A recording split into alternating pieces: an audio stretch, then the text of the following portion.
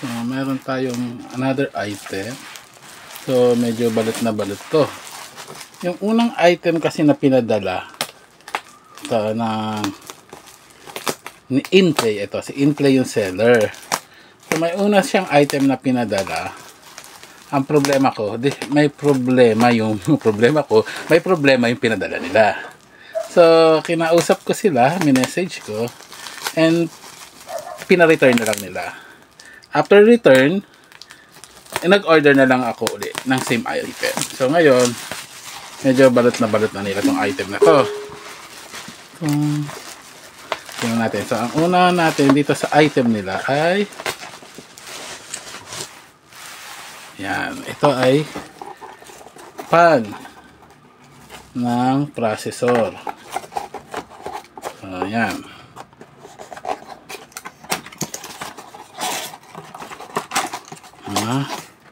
So, meron ng ano, ang tawag dito, nakalagay na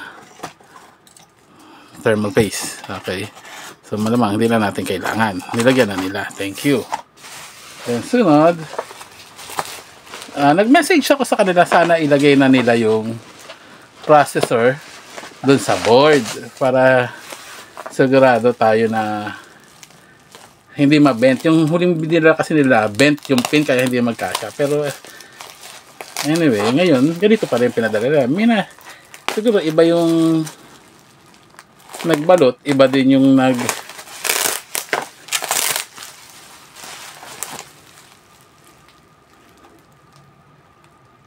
ayan, so ito, iba din nagbalot, saka iba din yung nakausap ko sa message. So, ayan. So, this is A87680 na AMD. So, lumang processor to for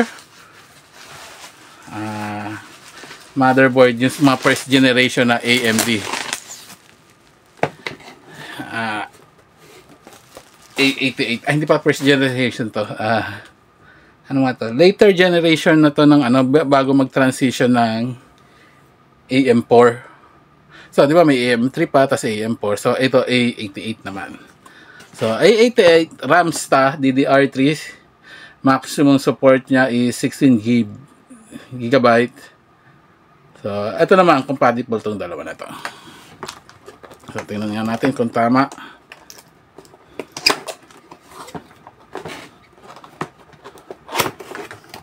Yan, so, ito yung backplate ng mga batawag. So, merong ano ba to?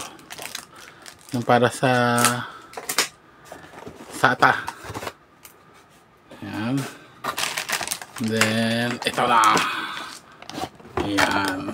So, meron tayong lumang DDR3. Kakabit natin dito. So, kung naalala nyo dati, meron tayong biniling tawag doon, excess yata, excess. Actually, sa tagal ko nang hindi ginamit yung excess, pagbukas ko, parang nasira na lang. So, bumili tayo uli ng pamalit doon. So, although hindi ko alam kung sino ba yung problema sa excess, yung motherboard ba, or ito. Ngayon, nakabili na tayo ng panibagong both processor and motherboard. Ayan. So, tingnan natin nasaan ang kanyang kabit natin. Buksan natin to. Sana hindi magmaliw.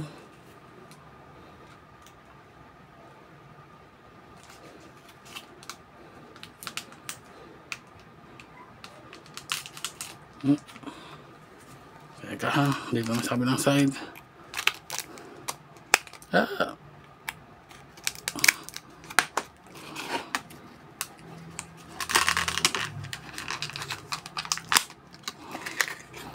So,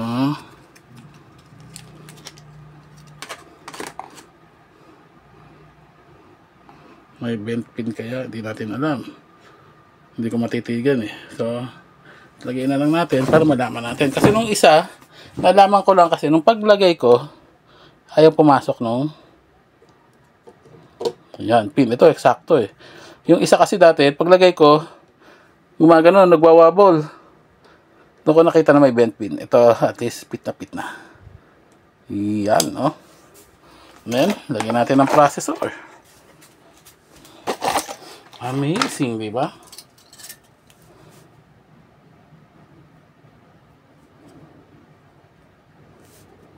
So, dahil meron na siyang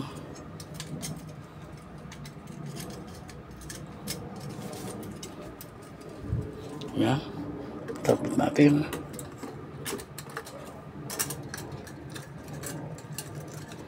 Ano yung, ito lang gusto ko sa mga ganito, mas madaling ikabit. Parang ini-snap mo lang. Kapit mo lang sa kabilang side dito. Kapit mo lang sa kabilang side. Oops, teka. Siguraduhin mo lang nakakapit siya. Yan. Tapos pag ipit mo ganun, yan, nakalak na. Diba? Yung mga bago kasi ngayon, ang dami pang tornilyo. Then, lagyan natin dito.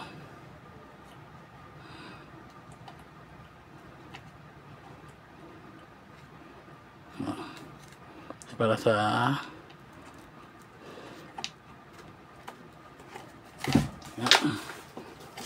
okay pa.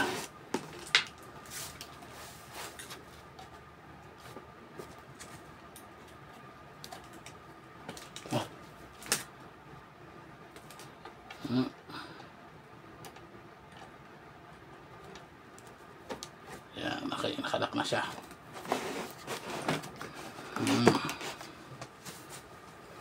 Okay, tingnan po nga pala natin yung manual. Hindi ko na naman binasa yung manual. Mahilig ako hindi magbasa ng manual eh, no? Okay. Ay, masan yung manual? Yan. Memory stick. Yan, memory stick. Stiko.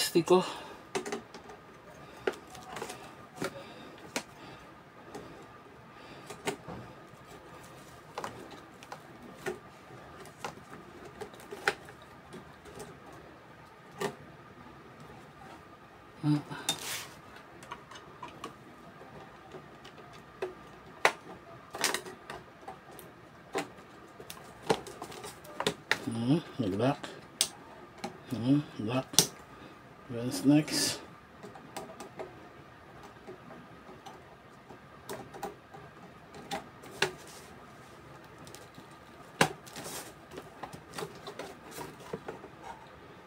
Okay naman. Ngayon, set up ko lang siguro yung ibang component para matry natin kung maandar. Kung alive ba siya, alive. Kaya, sadali lang. So, tignan natin ngayon kung magbo-boot up siya.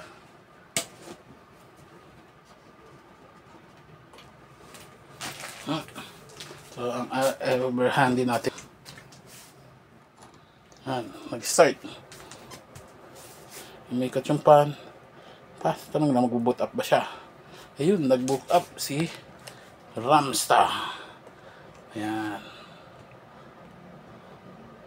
Ayan, no. So, 16 gig. Yung aking DDR3. Monday 113. So, yung gumagana yung BIOS niya. 819. Administrator, American Trench, UFI. Okay. It's alive. Ano ko na lang.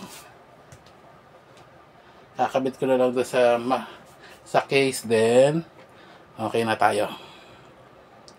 So, until next video, pakikita nyo naman, ikakabit ko na siya sa ibang piece, sa ibang case naman.